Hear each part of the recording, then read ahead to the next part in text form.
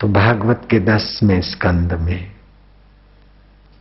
9वें स्कंद के 10वें अध्याय में आया कि भगवान राम को दुख हुआ कि नहीं हुआ, पीड़ा हुई कि नहीं हुई। भगवान राम को अगर दुख और पीड़ा नहीं हुई तो भगवान राम सीता वियोग में जो दुखी दिखाई दे रहे हैं, हे लता, हे वृक्ष, हे खग मृग, हे मधु कर श्रेणी, तुम देखी सीता मृगनैनी। हे लता, हे वृक्ष, हे खग मृग, हे मधु कर श्रेणी, तुम देखी सीता मृगनैनी। सीते, हाय सीते, भाई लक्ष्मण, हाय लक्ष्मण। भगवान को दुख हुआ दिखता है, भगवान विलाप करते हुए दिखते हैं, भगवान चिंतित दिखते हैं, लेकिन भगवान श्री राम अवतार है। विरक्तों को उपदेश देते हैं कि अगर संसार का सुख और गृहस्थी जीवन में आए तो भगवान को भी रोना पड़ता है और विघ्न बाधाओं में आना पड़ता है। और गृहस्थियों को उपदेश दिया कि अगर अपनी पत्नी संकट में है तो अर्धांगिनी संकट में है तो सेतुबंध रामेश्वर का पुल भी बनाओ, रावण से भिड़ना पड़े तो भिड़ो, और हाय सीते सीते करके उसके लिए विलाप करना पड़े तो करो, अपना कर्तव्य निभाओ। गृहस्थियों को कर्तव्य निभाने का उपदेश और विरक्तों को त्याग का उपदेश देने वाला ये राम अवतार, हाय सीते, हाय लक्ष्मण। सामान्य आदमी के सीता जी चली गई, मेरा क्या होगा, इसलिए रोएगा। सामान्य आदमी ग्वाल मित्र चले गए, अब मेरा क्या होगा, इसलिए रोते हैं। लेकिन श्री कृष्ण जब भागा दौड़ी करते हैं तो मेरे भक्तों को कष्ट न पड़ जाए मेरे होते हुए। तो अवतार संत, नित्य अवतार संतों का और नैमित्तिक अवतार भगवंतों का, आवेश अवतार, प्रवेश अवतार, अंश अवतार, लीला अवतार, आयुध अवतार, प्रेरणा अवतार, अंतर्यामी अवतार। इस प्रकार भगवान के कई अवतार होते रहते। वे धन भाग्य जो उन अवतारों का फायदा लेकर आप भी अपना जीवन सफल कर लेते हैं। आप सबको राम राम, नारायण, जय जय, हरि ओम। कोई चीज वस्तु देने की कोशिश ना करे। पक्कड़ एकांत में अज्ञातवास जाना चाहते हैं। अब 70 साल, नानक जी 60 साल में विरक्त हो गए। आप लोग आओ संभालो, मुझे 70 हो गए, अब हम भी रिटायरमेंट चाहते हैं जल्दी से जल्दी। हाँ जी, नारायण नारायण। रजोपड़ी आश्रम में फूलों से सजी व्यासपीठ, गुब्बारों, रंगीन झालरों और फूलों की रंगोली से सजा संवरा समूचा सत्संग भवन गुरु भक्तों की श्रद्धा और उनके हृदय में पूज्य बापूजी के अवतरण दिवस की लबालबी खुशी को दर्शा रहा है। यूं तो देश विदेश में पूज्य बापूजी के सभी आश्रमों में उनका 19वां अवतरण दिवस धूमधाम व उत्साह से मनाया जा रहा है, किंतु हमेशा से सादगीपूर्ण जीवन शैली और एकांतवास को पसंद करने वाले पूज्य बापूजी के साक्षात सानिध्य में उनका अवतरण दिवस मनाना दिल्ली वालों के लिए वो आनंद है जो शब्दों में लाबयान है।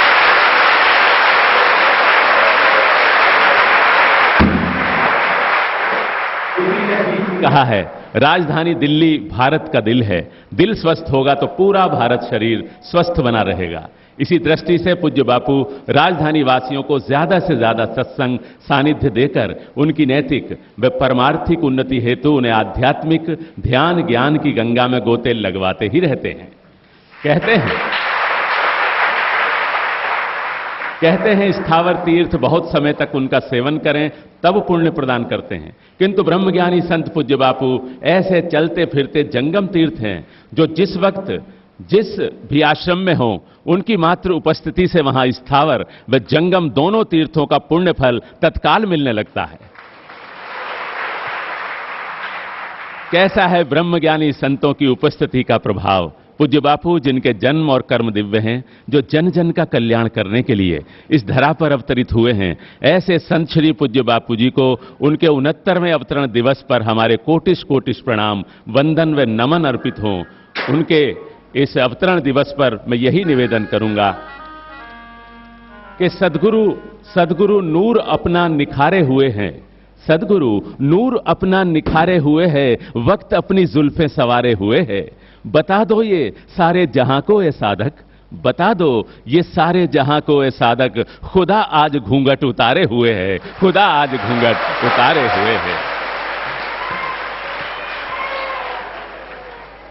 और मैं ज्यों ज्यों उम्र बढ़े बापू की यौवन भी शर्माए है, ज्यों ज्यों उम्र बढ़े बापू की यौवन भी शर्माए है, उम्र 69 की चाल गजब की नैनों से मुस्काए है। जिसको पीकर प्रभु भक्ति में सभी झूमने लगते हैं, जिसको पीकर प्रभु भक्ति में सभी झूमने लगते हैं। ना जाने ये कौन सी मदिरा बापूजी पिलवाए हैं, ना जाने ये कौन सी मदिरा बापूजी पिलवाए हैं।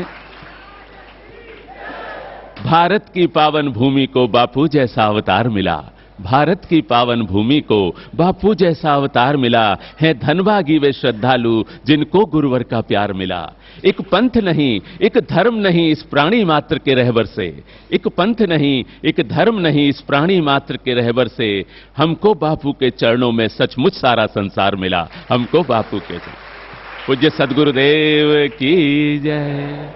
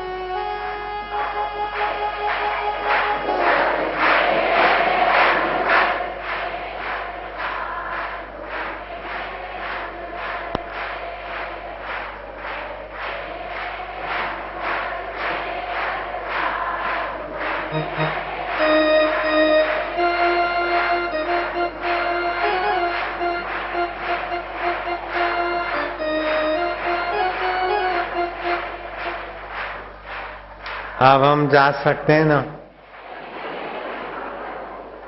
कल जाने वाले थे, अब तो छुट्टी दो बाबा।